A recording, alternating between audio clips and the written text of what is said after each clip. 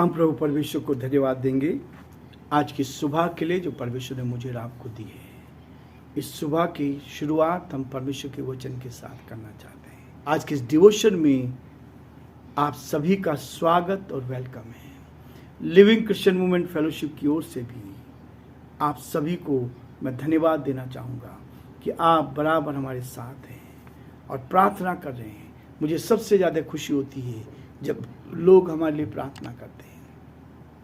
इस प्रार्थना का प्रतिफल है कि परमेश्वर रोज हमें बरकत देता है, अपनी महिमा के लिए इस्तेमाल करता है ताकि बहुतों के लिए हम आशीष का आनंद का कारण बन सके। प्रियो, परमेश्वर के वचन को हम पढ़ेंगे। प्रकाशित वाक्य 21 अध्याय रेवलेशन चैप्टर 21 उसके 3-4 पद को मैं आपके सामने पढ़ूंगा और यदि उससे आगे बढ़े तो हम आगे बढ़ने की कोशिश करेंगे। लेकिन कल हमने 3 पद तक पढ़ा था, लेकिन आज 3 और 4 2 पद को आपके सामने पढ़ूंगा। फिर मैंने सिंहासन से किसी को ऊंचे शब्द से कहते हुए सुना, देख, परमेश्वर का डेरा मनुष्यों के बीच में है। वह उसके साथ डेरा करेगा और वे उसके लोग होंगे और वह उनका परमेश्वर होगा। 4 पद, वह उनकी आंखों से सब आंसू पोंछ डालेगा और इसके बाद मृत्यु ना रहेगी और ना शोक, ना विलाप, ना पीड़ा रहेगी।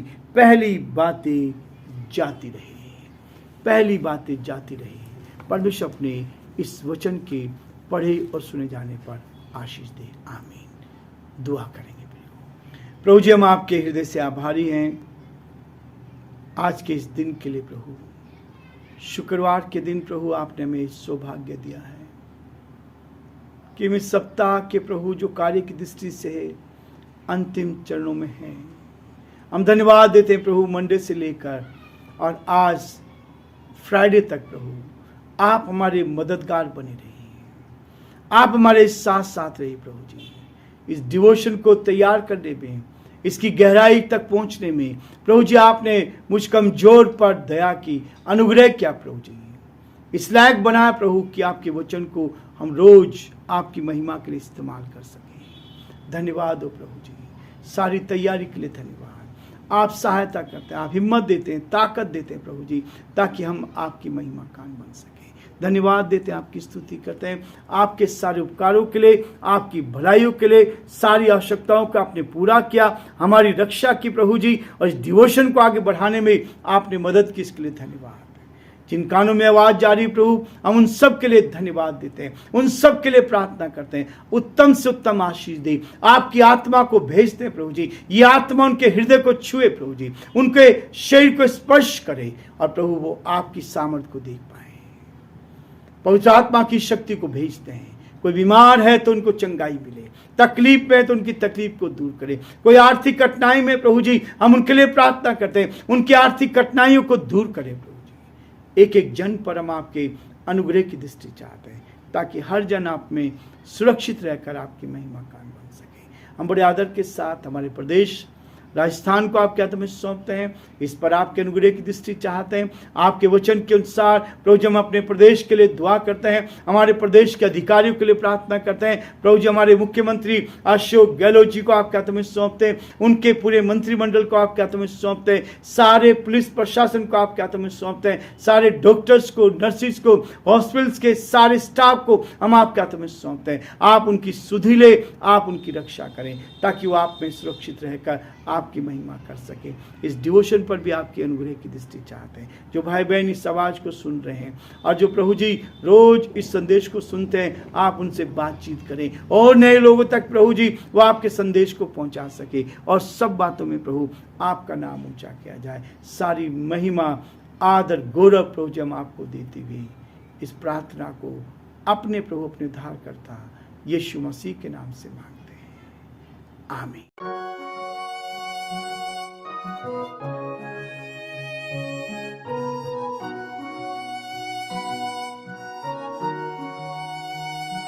कलवरी के पास खड़ा हो,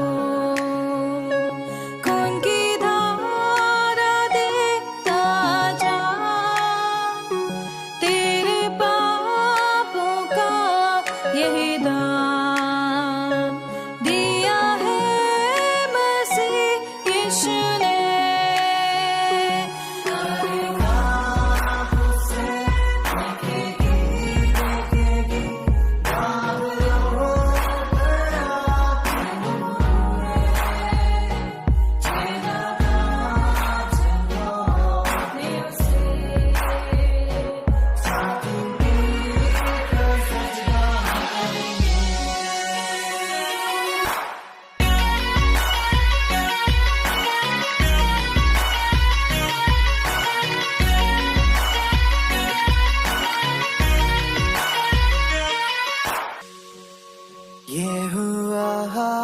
सब तेरे लिए। तूने भी उसे छेड़ा था, फिर भी प्यार से वो बोला था। जाता क्यों नहीं तू उसके पास, फिर भी प्यार से वो बोला था। जाता क्यों नहीं तू उसके पास।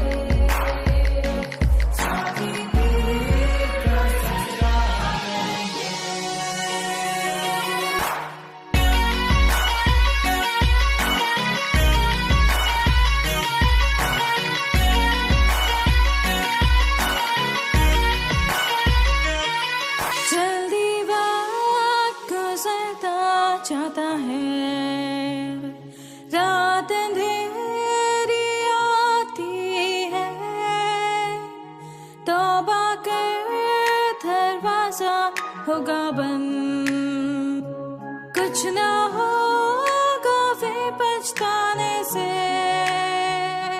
तौबा कर दरवाजा होगा बंद, कुछ ना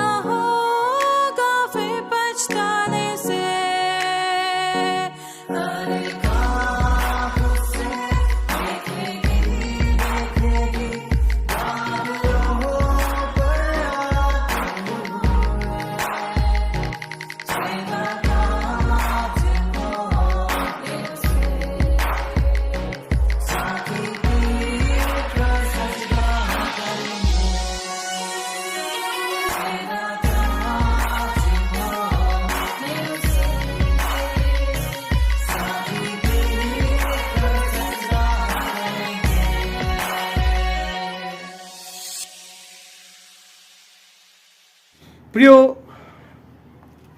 हम इस बात को देख रहे थे, 3 और 4 पद को देखा। दुल्हन तैयार की गई, यरूशलेम ऐसा तैयार था जैसे दुल्हन के समान। और जब हमने 3 पद को देखा, और ये 3 पद इस बात को कहता, फिर मैंने सिंहासन में से किसी को ऊंचे शब्द से यह कहते सुना, देख परमेश्वर का डेरा मनुष्यों के बीच में है। ऊंची आवाज, तेज, अधिकारपूर्ण, ये ऊंची आवाज से सुना। सिंहासन जो है, सिंहासन से परमेश्वर पिता इस बात को कहता है। 3रा पद कहता है, सिंहासन से परमेश्वर पिता इस आवाज को लगा रहा है। ऊंची आवाज है, तेज, अधिकारपूर्ण, अपनी ओर आकर्षित करने वाली स्पष्ट आवाज सुनाई दे रही है। परमेश्वर की आवाज, परमात्मा की आवाज यदि आप जानना चाहते हैं तो प्रियो उसके साथ संगति करना शुरू करें। मैं बार बार इस बात के लिए अपने भाई बहनों को सबको बताने की कोशिश करता हूँ, एक उदाहरण देके हर समय बताता हूँ। क्रिकेट देखने वाले सारे भाई बहन जो क्रिकेट का शौक रखते हैं या जो फिल्म देखते हैं, मैं आपको बताना चाहूँगा, आप किसी फिल्म स्टार से नहीं मिले, फिर भी आप उनको जानते हैं, उनकी आवाज़ को पहचानते हैं। मुझे क्रिकेट का शौक है, मैं कभी किसी क्रिकेटर से नहीं मिला। मेरे ज़माने में कपिल देव को मैं बहुत पसंद करता, सुनील गावस्कर साहब को पसंद करता था, बहुत अच्छा खेलते थे, लेकिन उनकी आवाज़ पहचानने लगा। फिर टीवी पर उनको देखा, तब उनको पहचानने लगा, पर कभी व्यक्तिगत रीति से नहीं मिला। प्रभु की आवाज को, परमात्मा की आवाज को पहचानने के लिए प्रियो उसके साथ बैठना पड़ता है, सच्चे मन के साथ पवित्र हृदय के साथ, जब आप परमात्मा के साथ बैठेंगे, उस सच्चे परमात्मा के जो जिसने आपको बनाया उसकी खोज करनी होगी। और जब आपने उसकी खोज कर ली तब वो आपसे बात करने लगेगा। वो ऊंची आवाज में, स्पष्ट आवाज से आपको आवाज लगाएगा। मुझे लगाता है, मेरे से बात करता है, रोज बताता है क्या होने वाला है, सब बताता है। बहुत सारी भविष्यवाणी की और वो पूरी हुई है, लेकिन लोग विरोध करने में कम नहीं है। परमेश्वर पहले से बता देता है। एक वचन में लिखा है कि जो लोग परमेश्वर से बात करते हैं, परमेश्वर उनको सारी बातें बताता है क्या होने वाला है। इसलिए प्रियो, प्रभु का वचन हमें इस बात को कहता है, डेरा, निवास स्थान, सिंहासन, उसके बाद ऊंची आवाज, उसके बाद डेरा। और ये डेरा जो है निवास स्थान होता है। अब यहां बता रहा है, बहुत अच्छी बात बता रहा है, यूहन्ना परमेश्वर पिता के सिंहासन से आती एक ऊंची और अधिकारपूर्ण आवाज में यह स्पष्ट सुना कि अब इस नए यरूशलेम में परमेश्वर का निवास विश्वासियों के बीच में होगा। तब होता है उनके बीच में। हम आज भी महसूस करते हैं, इसलिए हम संडे के दिन कलीसिया में जाते हैं, चर्च में जाते हैं, क्योंकि वहां परमेश्वर की उपस्थिति रहती है। वो कहता है जहां 2 या 3 मेरे नाम से इकट्ठे होते हैं, जो पवित्र लोग इकट्ठे होते हैं, मैं उनके बीच में उपस्थित होता हूं। प्रियो, यह है आत्मा। और जब आत्मा आती है तो रोंगटे खड़े हो जाते हैं। जब आत्मा की उपस्थिति में रहते, और केवल उन लोगों को जिन्होंने दुख सहा, जो तकलीफ में थे, वो प्रभु के साथ जीवन जिएंगे। परमेश्वर हमारे बीच में डेरा करेगा। और मैं बार बार इस बात का आह्वान करता हूं। गीता में भी 15 अध्याय उसके 15 श्लोक में लिखा है, परमात्मा हमारे हृदय में निवास करता है। परमेश्वर हमारे हृदय में निवास करता है। और जब वो हमारे हृदय में निवास करता है तो प्रियो, वो हमारे दिल को आशीष से भर देगा। इसलिए सब बातों के बाद वो इस बात को कह रहा है कि परमेश्वर की आवाज स्पष्ट सुनाई दे रही। नए यरूशलेम में परमेश्वर का निवास विश्वासियों के बीच में है। वे विश्वासी परमेश्वर के लोग होंगे और परमेश्वर स्वयं उनके बीच में निवास करेगा। कितनी अच्छी बात होगी। आज हम दुख सह रहे हैं लेकिन आनंदित हैं, किसी से शिकायत नहीं करते। लेकिन प्रियो, परमेश्वर हमें आशीष देना चाहता है, और यही आशीष है जो आपके मेरे लिए है। परमेश्वर हमारे बीच में निवास करेगा। अब विश्वासी आमने सामने उस अद्वैत परमेश्वर को देख सकेंगे। आदम और हव्वा को जब परमेश्वर ने बनाया था, आदम को बनाया, अपनी आत्मा, अपना श्वास, अपना स्वभाव उसमें डाला, और उसके बाद आदम में से उसकी पसली को निकालकर उसके लिए स्त्री को बना दिया, और तब परमेश्वर रोज उनसे बात करता था, उनके साथ रहता था, उनकी आवाज को सुनता था, और दोनों संगति करते थे, ईश्वर के साथ संगति। आज भी लोग परमात्मा से संगति करना चाहते हैं और जगह जगह ढूंढ रहे हैं, उसको खोज रहे हैं, लेकिन वो तो आपके हृदय में है। पर आपके हृदय में कब आएगा? जब आप शुद्ध हो जाएंगे, जब आप पवित्र हो जाएंगे। परमेश्वर आपके जीवन को पवित्र करना चाहता है, तभी वो मेरे और आपके हृदय में रहेगा, आपसे मुझसे बातचीत करेगा। इसलिए 4था पद इस बात को कहता है, और वह उनकी आंखों से सब आंसू पोंछ डालेगा। धन्य है प्रभु वे लोग जो आज आंसू बहा रहे हैं, जो तकलीफ में हैं, लोग विरोध कर रहे हैं, लोग मार रहे हैं, लोग उनको जेल खाने में डाल रहे हैं, लेकिन वो धन्य लोग होंगे प्रियो, वो धन्य लोग होंगे। परमेश्वर उनकी आंखों से सारे आंसू पोंछ देगा। कोई नहीं जानता, जब लोग सताते हैं तब यीशु मसीह उनके साथ आकर उनकी आंखों के आंसू पोंछता है। आत्मा नहीं देख रही है, लोग सताते तो हैं, लेकिन प्रियो उनको सिंहासन पर बिठाया जाएगा। यीशु मसीह उनके साथ होकर उनकी आंखों के आंसू पोंछेगा, उनकी आंखों से सब आंसू पोंछ डालेगा। फिर ना कोई मृत्यु रहेगी, ना कोई शोक, ना विलाप, ना पीड़ा रहेगी। पहली बातें बीत गई। यह विलाप, सब कुछ समाप्त हो जाएगा। नया आकाश, नई पृथ्वी होगी। परमेश्वर का डेरा मनुष्य के बीच में होगा। इसलिए वो इस बात को कहता है कि परमेश्वर विश्वासियों की आंखों से सब आंसू को पोंछ डालेगा। नए यरूशलेम में कोई दुख, तकलीफ, अभाव, यातनाएं, समस्याएं, पीड़ा, विलाप और मृत्यु नहीं होगी। मृत्यु समाप्त हो जाएगी। हे मृत्यु तेरा डंक कहाँ है? हे मृत्यु तेरा डंक कहाँ है? यीशु मसीह उस मृत्यु पर जीत पाकर भले ही अंत के दिनों में विश्वासियों को इन सब पीड़ाओं से गुजरना पड़ा, परंतु अब वे सब बातें बीत गई हैं। ये समय आएगा प्रियो, हमें मालूम है ऐसा होने वाला है। परमेश्वर हम सबको बहुत आशीष दे और प्रभु का हाथ हमारे साथ